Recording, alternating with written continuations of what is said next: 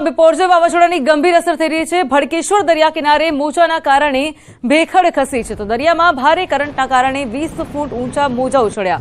દરિયા કિનારાના તમામ વિસ્તારની અંદર પણ એલર્ટ આપી દેવાયું છે। તો ન્યૂઝ 18 ગુજરાતી પર એક્સક્લુઝિવ જોઈ શકો છો સીધા દ્વારકાના દ્રશ્યો કે જ્યાં ખૂબ જ ઊંચા મોજા ઉછળી રહ્યા છે।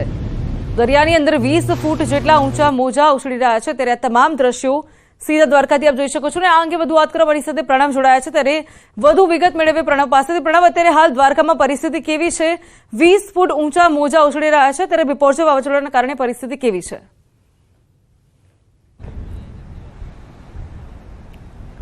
ચોક્કસ જેમ વાવાઝોડું નજીક આવી રહ્યું છે ગુજરાતને દરિયા કિનારે, તેમ તેનું રૌદ્ર સ્વરૂપ છે તે હાલ બતાવવા જઈ રહ્યું છે। અને સાથે જ દ્વારકાના જે અનેક વિસ્તારો છે તે વિસ્તારની અંદર દરિયો છે તોફાની બન્યો છે, ગાંડોતૂર બન્યો છે, રૌદ્ર સ્વરૂપ છે એ ધારણ દરિયાએ કર્યું છે। તેને લઈને જ ભડકેશ્વર જે વિસ્તાર કહેવામાં આવે છે દ્વારકાનો, ત્યાંની જે ભેખડ છે તે ધરાશાયી થઈ છે, તે ઘસી ગઈ છે, તે પ્રકારના દ્રશ્યો છે હાલ અહીં સામે આવ્યા છે। કારણ કે જે રીતે દરિયો છે રૌદ્ર સ્વરૂપ ધારણ કરી રહ્યો છે, પવનની ગતિ પણ સતત તેજ છે તે વધી રહી છે, અને જે રીતે કરંટ છે દરિયાની અંદર તે જોવા મળી રહ્યું છે। હું આપણે જે લાઈવ દ્રશ્યો બતાવી રહ્યો છું એ છે જે આખી ભેખડ છે તે બ્રેક થઈ ગઈ છે, તૂટી ગઈ છે અને નીચે દરિયા તરફ નમી ગઈ છે। કારણ કે આખો આ જે વિસ્તાર છે હાલ અવરજવર માટે પબ્લિક માટે બંધ કરાયો છે, પરંતુ અમે આપણે આ દ્રશ્યો જે બતાવી રહ્યા છીએ તે ભડકેશ્વર વિસ્તારના છે, દ્વારકા સ્થિતના।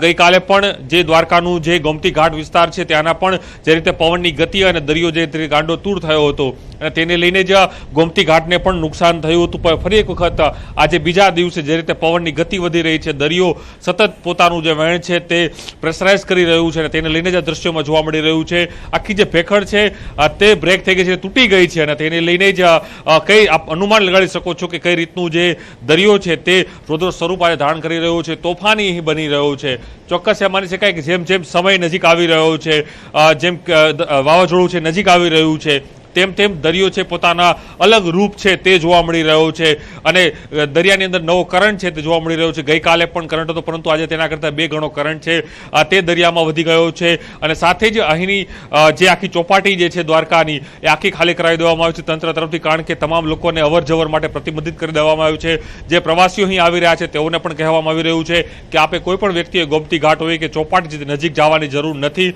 તમામ જગ્યાએ પોલીસ બંદોબસ્ત ગોઠવી દેવામાં આવ્યો છે। હર્ષસંઘવી પણ અહીં આવી રહ્યા છે, રાઉન્ડ પણ લઈ રહ્યા છે, પરંતુ ચોક્કસ જે દ્રશ્યો જોવા મળી રહ્યા છે તે ભડકેશ્વર વિસ્તારના છે, જે આખી ભેખડ છે તે તૂટી ગઈ છે, જે બ્રેક થઈ ગઈ છે, અને તેને લઈને જ અનુમાન લગાડી શકાય કે દરિયો છે કેટલો રૌદ્ર સ્વરૂપ છે ધારણ કરી રહ્યો છે, તોફાની દરિયો છે તે હાલ અહીં બની રહ્યો છે। તેને લઈને જ અસ્તિત્વનું નિર્માણ આજે અહીં દ્વારકાની અંદર જોવા મળી રહ્યું છે। હજુ પણ માનવામાં આવ્યું છે કે હજુ પણ તેજ પવનો છે, એટલે આક્રમક રીતે જે દરિયો છે પોતાનું રૌદ્ર સ્વરૂપ છે હજુ પણ અહીં બતાવશે।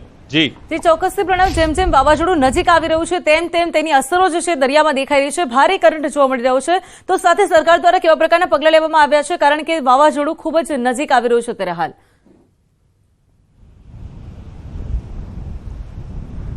ચોક્કસ સરકાર તરફથી પણ અલગ અલગ જવાબદારીઓ છે મંત્રીઓને સોંપવામાં આવે છે, તેને લઈને જ હર્ષ સંઘવીને છે દ્વારકાની જવાબદારી સોંપવામાં આવે છે। એ જ રીતે અલગ અલગ જે રાજ્યો જે અલગ અલગ રાજ્યના મંત્રીઓ છે તેઓને અલગ અલગ જિલ્લાઓની જવાબદારી સોંપવામાં આવી છે। હર્ષ સંઘવીએ ગત મોડી રાતે ખંભાળિયામાં તમામ ઉચ્ચ અધિકારીઓ છે તેની સાથે પણ બેઠક કરી હતી। આ થોડી કલાકોમાં જ હર્ષ સંઘવી છે દ્વારકા ખાતે પહોંચે, પહેલા તેઓ જગત મંદિર દ્વારકાના દર્શન કરશે, ત્યારબાદ તંત્રના અધિકારીઓ છે તેની સાથે મુલાકાત કરશે। અને ફરી આપણે દ્રશ્યો જ બતાવી રહ્યો છું કે દ્રશ્યો જ ઘણા બધા શબ્દો કહી જાય છે, અને જે રીતે અનુમાન લગાડવામાં આવી રહ્યું હતું કે દરિયો વધુ રૌદ્ર સ્વરૂપ ધારણ કરશે, તેમ વધુ રૌદ્ર સ્વરૂપ દરિયો છે ધારણ કરી રહ્યો છે, અને તંત્ર તરફથી પણ અલગ અલગ તૈયારીઓ છે કરાઈ છે।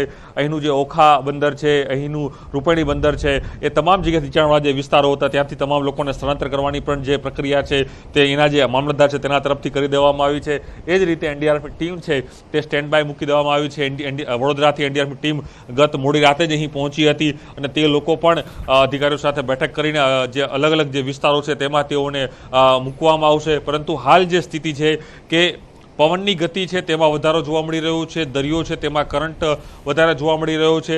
તંત્રએ નીચાણવાળા જે વિસ્તારો છે ત્યાંથી તમામ લોકોને સ્થળાંતરિત કરવાની કામગીરી કરી છે। જે બીચો જે આવેલા છે, શિવરાજપુર બીચ હોય તે પણ હાલ અવરજવર માટે લોકો માટે બંધ કરી દેવામાં આવ્યો છે। અને એ જ રીતે જે ઓખા બંદર છે, રૂપેણી બંદર છે, ત્યાં પણ નીચાણવાળા જે વિસ્તારો છે ત્યાં નલ જોવા માટે લોકોને સૂચના આપવામાં આવી છે। જે ગોમતી ઘાટ છે ત્યાં પણ એ સ્થિતિ છે કે ત્યાં પણ લોકોને અવરજવર માટે બંધ કરી દેવામાં આવ્યું છે, અને એ પણ અપીલ કરવામાં આવી છે તંત્ર તરફથી કે દ્વારકા મંદિર જગતનું મંદિર છે, તમામ શ્રદ્ધાળુઓ મોટી સંખ્યામાં દરરોજ અહીં આવતા હોય છે, ત્યારે તે લોકોને પણ આ સમયે ન આવે તે પ્રકારની પણ અપીલ કરવામાં આવી છે. કારણ કે જે રીતે સમય નજીક આવી રહ્યો છે વાવાઝોડાનો, તેમ તેમ દરિયો છે તેની પણ ગતિમાં વધારો જોવા મળી રહ્યો છે. તેજ પવનો આવી રહ્યા છે અને તેને લઈને જ કદાચ રસ્તાઓ ઉપર જે ડેમેજ પણ થઈ શકે છે. અને ગઈકાલે પણ જે ખાંભાળિયાથી જે કોટડીયા જે માર્ગ કહેવામાં આવે છે તે માર્ગ ઉપરથી જે વીજ પોલ છે તે ધરાશય થયો હતો. રસ્તો અનેક કલાકો સમય માટે બંધ કરી દેવાની ફરજ તંત્રને પડી હતી.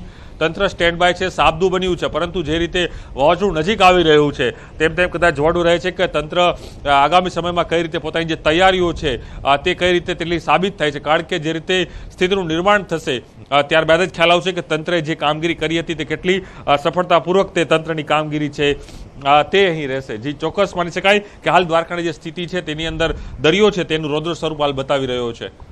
ચોક્કસ પ્રણવ, જોડાઈ સમગ્ર માહિતી આપવા બદલ આપનો આભાર. દ્વારકામાં દરિયામાં અત્યારે હાલ ખૂબ જ ઉગ્ર પરિસ્થિતિ સર્જાઈ છે. મોજા જે છે તે લગભગ 20 ફૂટ જેટલા ઊંચા મોજા ઉછળી રહ્યા છે. એટલે કે દરિયો બોલતો હોય તેવું લાગી રહ્યું છે. દરિયાએ અતિ ભયંકર જે છે રૌદ્ર સ્વરૂપ ધારણ કર્યું છે. ભારે કરંટના કારણે 20 ફૂટ જેટલા મોજા પણ ઉછળી રહ્યા છે. ત્યારે બિપોરજોય વાવાઝોડાની ગંભીર અસરો જે છે તે દ્વારકા સુધી પહોંચી ગયેલ છે અને તમામ દ્રશ્યો આપ ટીવી સ્ક્રીન પર જોઈ શકો છો તેમ ખૂબ જ ઊંચા મોજા ઉછળી રહ્યા છે. સાથે સરકારે પણ તકેદારીના ભાગરૂપે લોકોના અવરજવર પર અને સાથે માછીમારોના અવરજવર ઉપર પણ પ્રતિબંધ લગાવ્યો છે.